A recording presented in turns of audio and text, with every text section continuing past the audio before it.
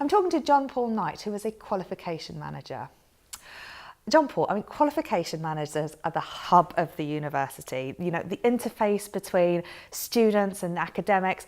You're always sort of keeping the academics on track and on time with all these various processes and things, and then, you know, liaising with the students. What are some of the sorts of things you've done in the last week on the modules that are sort of in active presentation, like that are live at the minute? Well, we have modules that are starting in October at the moment, so most of the work is focused on that. So we'd be looking at the module websites, the VLEs, and making sure that they're all ready for the October presentations. So making sure that the study calendar is all set out and everything is appearing in the right week, making sure that the TMA dates correspond with other information about TMA dates that is elsewhere in the university, and also just making sure that forums are set up and you know, tutors are all in place ready for when the students start their learning in October. So that's the main presentation things that are going on at the moment.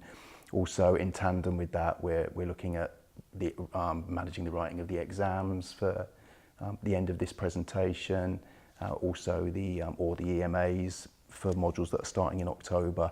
So we're managing all of that at once at the moment. Wow, so you've got a lot of sort of things that are happening both in the present and that you're planning for in the future, and a lot of procedural things as well, but a lot of academic input as well, working with the module teams and writing these various forms of assessment. Yeah, you're working very closely with the module teams all the time. I mean, mostly we're prompting them to give them the dates and the times that they need to get the assessment and the writing done by. So it's our job is a lot of saying, you know, this needs to be ready then. Once we get it, we fit it into certain templates, which we then pass to exams. So it's a lot of working with the academics and you know, prompting them for the times that important dates need to be done. You must have very good time management skills. How do you keep on track? Well, I mean, we get prompted a lot from other departments around the university that we work with. So assessments, the SSTs, and LTI, Learning, Teaching, Innovations, for certain tasks that need to be done at certain times. So we're helped by all of the other departments that we work with in order to, you know when things are supposed to be done. But really we have, you know, a variety of timetables and schedules that we're following for all of these activities, and also just keeping our own Outlook calendars up to date with all of the things that need to be done. So it really is the sort of thing that you build up, you know, confidence over time doing when you know at what stage of the year certain tasks need to be done. Now, a lot of these things students won't see because it will all be seamlessly ticking over on time and on track. But sometimes I guess you do need to intervene, maybe if a website links down or something is there. So you're a direct contact for the students, maybe putting notifications up on their news sections of the module websites and things like that.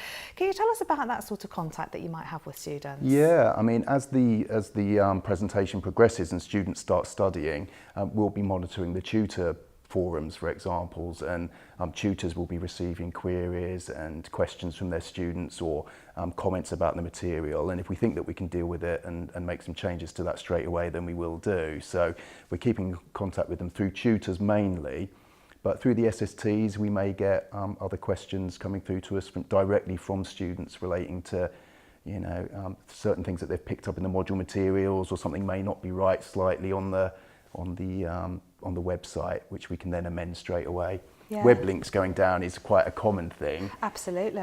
Luckily enough, it's managed by the library, so when web links go down, we can quickly get them replaced with something else. And if we're not able to do that, then we work really quickly to put something else on the site that's going to give the students the same learning experience. So you're being very proactive and reactive both at the same time? Yeah, definitely, yeah. I mean, it's a lot of it is being really proactive in trying to manage everything that we know from past experience that students want.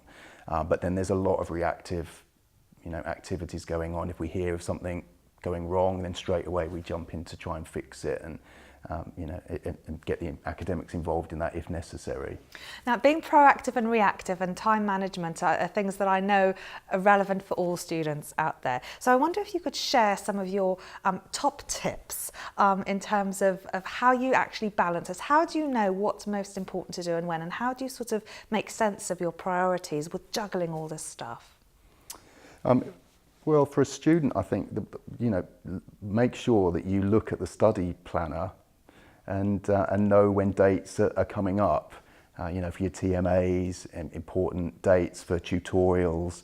You know, really plan in advance, because we do try and give students all of the information that we possibly can, and we work very hard with the academics to make sure that, you know, all aspects of what students might want to know are covered. So it is all there. It takes a bit of digging around sometimes on the website and familiarising yourself to find where it is, but I think that would be my top tip in, you know, have a good look around the website, look at the study calendar and familiarise yourself with that.